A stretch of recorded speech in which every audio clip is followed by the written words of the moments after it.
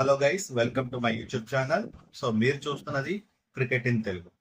So ఇక్కడ నుంచి ఈ ఛానల్లో మన ఐపీఎల్ మ్యాచెస్ కానీ ఇతర ఇంటర్నేషనల్ క్రికెట్ మ్యాచెస్ గురించి అనాలిసిస్ అయితే చెప్పడం జరుగుతుంది. సో మీకు కనుక ఈ ఛానల్ కంటెంట్ నచ్చితేనే లైక్ చేయండి, సబ్స్క్రైబ్ చేయండి, షేర్ చేయండి. సో ఇక్కడ నుంచి ఈ మ్యాచ్ అనాలిసిస్ అన్ని డీటెయిల్స్ కూడా ఈ వీడియో ద్వారా నేనైతే ప్రొవైడ్ చేయడం జరుగుతుంది. సో అంటే మనందరికీ తెలుసు, ఆల్రెడీ ఐపీఎల్ అయితే స్టార్ట్ అయిపోయింది. సో ఐపీఎల్ స్టార్ట్ అయిపోయి మన ఆల్రెడీ 1 వీక్ అయిపోతుంది. సో బేసిక్ గా చూసుకుంటే కనుక అన్ని టీమ్స్ కూడా మాక్సిమం 2 మ్యాచెస్ అయితే అయినాయి. ఓన్లీ పంజాబ్ కింగ్స్ ఒకటే ఒక మ్యాచ్ అయింది. సో అన్ని చూసుకుంటే కనుక అన్ని కూడా దగ్గరలో ఉన్నాయని చెప్పుకోవచ్చు. ఓన్లీ ముంబై ఇండియన్స్ తప్ప మిగతా టీమ్స్ కూడా మ్యాచెస్ అయితే విన్ అయ్యి. సో ఇక్కడ చూసుకుంటే కనుక మనం లాస్ట్ ఇయర్ ఛాంపియన్స్ ఉన్న టీమ్స్ అయితే మటుకి చాలా లాసెస్ లో ఉన్నాయని చెప్పుకోవచ్చు. మనందరికీ తెలుసు. సో ముంబై ఇండియన్స్ చాలా ట్రోఫీస్ 5 ట్రోఫీస్ అయితే విన్ అయింది. అలాగే చెన్నై సూపర్ కింగ్స్ కూడా 5 ట్రోఫీస్ అయితే విన్ అయింది. సో ఇక్కడ చూసుకుంటే కనుక ఈ ట్రోఫీస్ విన్ అయినా కూడా సో వీళ్ళు ఈ సీజన్ లో అయితే ఆకట్టుకోలేకపోతున్నారని చెప్పుకోవచ్చు. ఇక ఎస్ఆర్హెచ్ అయితే ఫస్ట్ మ్యాచ్ 300 దగ్గరలో కొడుతుందన్న ఇది నుంచి ఇక నెక్స్ట్ మ్యాచెస్ వస్తే అరే గెలిస్తే చాలరా అన్న ఇదికి వచ్చారు. సో ఇక్కడ చూసుకుంటే ఐపీఎల్ అయితే మనకి చాలా కాంపిటీషన్ గా పోటాపోటీగా అయితే జరుగుతుంది. సో ప్రతి టీమ్స్ కూడా వాళ్ళ యొక్క మాక్సిమం ప్లేయర్ ని ఎఫెక్టివ్ గా యూటిలైజ్ చేసుకుంటున్నారు. సో ఇక చూసుకుంటే కనుక ఫస్ట్ టీమ్స్ వైజ్ గా చూసుకుంటే ఫస్ట్ మనకు అందరికీ తెలుసు ఆర్సీబీ. సో ఆర్సీబీ అయితే ఫస్ట్ మ్యాచ్ లో కేకేఆర్ మీద నెగ్గి మంచి ఉత్సాహంతో ఉంది.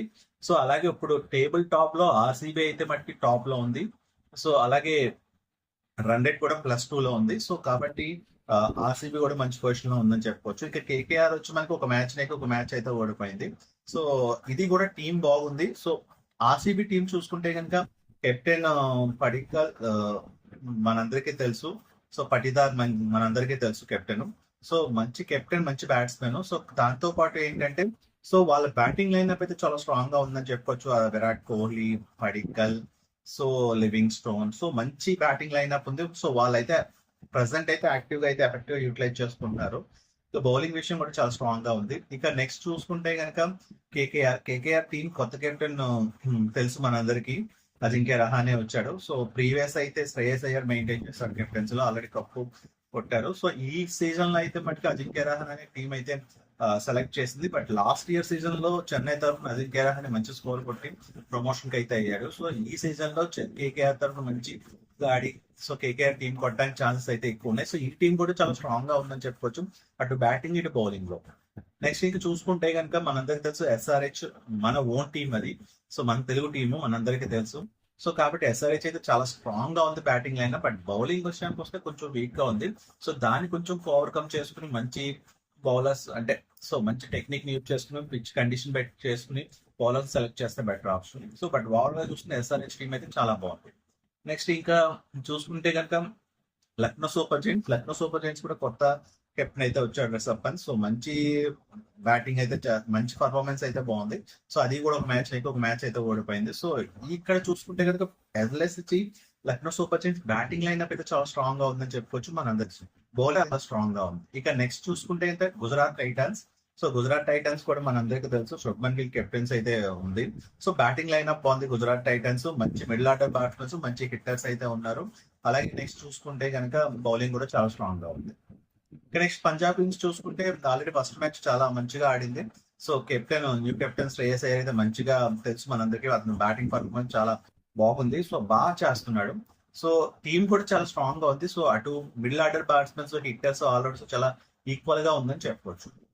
దెన్ నెక్స్ట్ ఇక్కడ చూసుకుంటే కనుక నెక్స్ట్ ఇంకా మనకి ఢిల్లీ క్యాపిటల్స్ మనందరికీ తెలుసు. సో కెప్టెన్ మనందరికీ తెలుసు అక్షర్ పటేల్ కొత్తగా సెలెక్ట్ చేశారు. బట్ కేఎల్ రాహుల్ ఉండగా కూడా సో అక్షర్ పటేల్ అయితే చూస్ చేశారు. సో కేఎల్ రాహుల్ చెప్పారని చెప్పారు.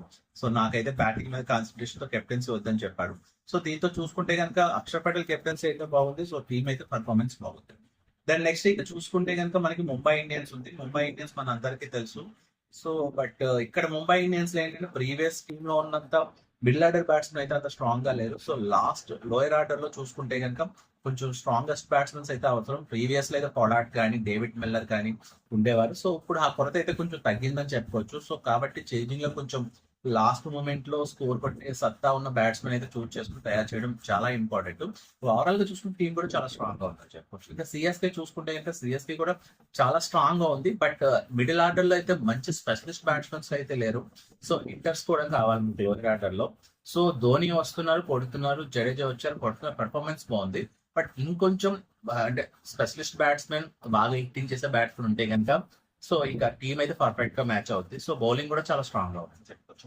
ఇది గైస్ నేను ఈ ఐపీఎల్ 1 వీక్ లో జరిగిన అనాలిసిస్ అయితే మీకు వివరించడం జరిగింది.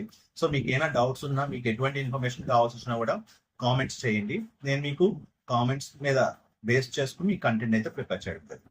సో నేను చెప్పిన ఈ అనాలిసిస్ మీకు నచ్చితే లైక్ చేయండి, షేర్ చేయండి, సబ్స్క్రైబ్ చేయండి. Thank you.